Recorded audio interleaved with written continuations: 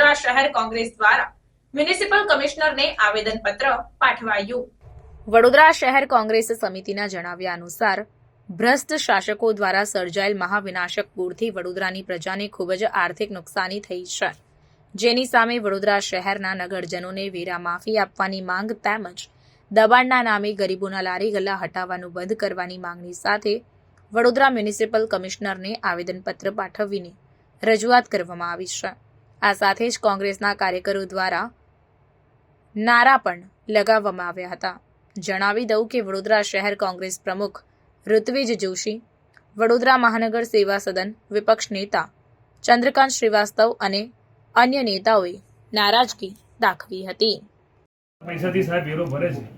આ વડોદરાની પ્રજાને કોર્પોરેશન પાયાની સુવિધા તો નથી આપી શકતું, પરંતુ આજે મહાવિનાશક પૂર જે કોર્પોરેશનના અનગઢ વહીવટના કારણે આવ્યું અને જે પ્રજાને આર્થિક નુકસાન થયું, 9 થી 10 લોકોએ જીવ ગુમાવ્યો અને આજે માનવતાની દ્રષ્ટિએ વડોદરાની પ્રજાનો વેરો આપણે માફ કરવો જોઈએ, પણ આપણે તો વડોદરાની પ્રજાને લૂંટવાનું ચાલુ જ રાખીએ છીએ।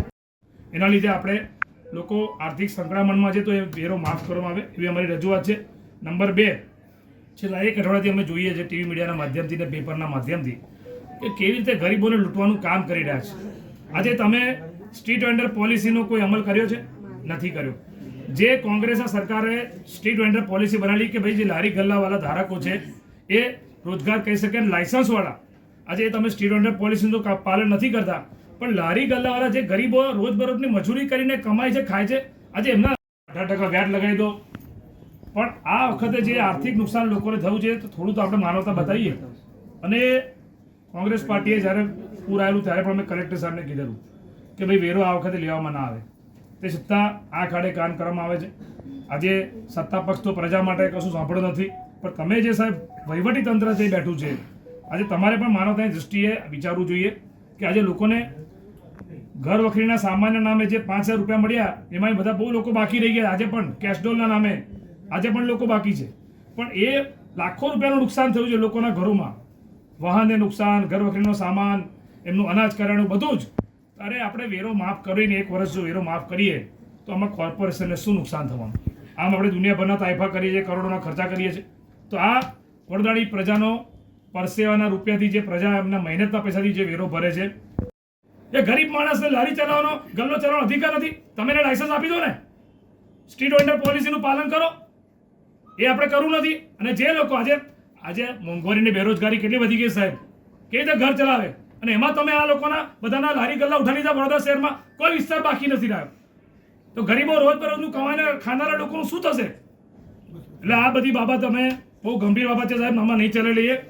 આ જે લારી ગલ્લા લીધા છે બધાના પાછા આપો અને મફતમાં આપો, કોઈ પૈસા નહીં ભરે, કારણ કે તમે પણ વીએમસીની જે ગાઈડલાઇન છે એનું પાલન નથી કર્યું, કોઈ સમય મર્યાદા નથી આપી, ડાયરેક્ટ જેને ઉઠાવી લીધા છે, એટલે આ તો ઉઘાડી લૂંટ કહેવાય। વિપક્ષ નેતા અને અમારા કાઉન્સિલરો દરખાસ્ત મૂકવાના છે, ભલે ભાજપના નેતાઓ સત્તામાં જોરે દરખાસ્ત અમારી મંજૂર નહીં કરે, પણ અમારા કોર્પોરેટરો અને અમારા વિપક્ષ નેતા બોલશે કે પ્રજાનો વેરો માફ કરો અને આ જે ગરીબોને લૂંટવાનું ચાલુ કર્યું છે દબાણના નામે, આ વિશ્વામિત્રીને ભૂખી કાસ, રૂપારેલ કાસના દબાણો કઈ તૂટ્યા? આ સયાજી હોટલ તૂટી છે, જેના લીધે પૂર આવ્યા, એ દબાણો તો તૂટ્યા નહીં, અને ગરીબ અને જે ગરીબ લોકો એમના દબાણના નામે એમને લૂંટવાનું બધું ચાલુ કર્યું છે। એટલે આ સાહેબ નહીં ચાલે લઈએ।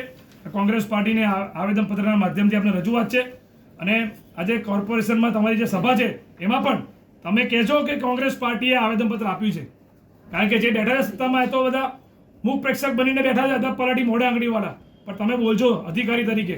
અમે એવી આશા રાખીએ કે તમે નિષ્પક્ષ છો, તમે કોઈ ભાજપના હાથા બનીને કામ નહીં કરો, એવી અમે આશા રાખીએ છીએ।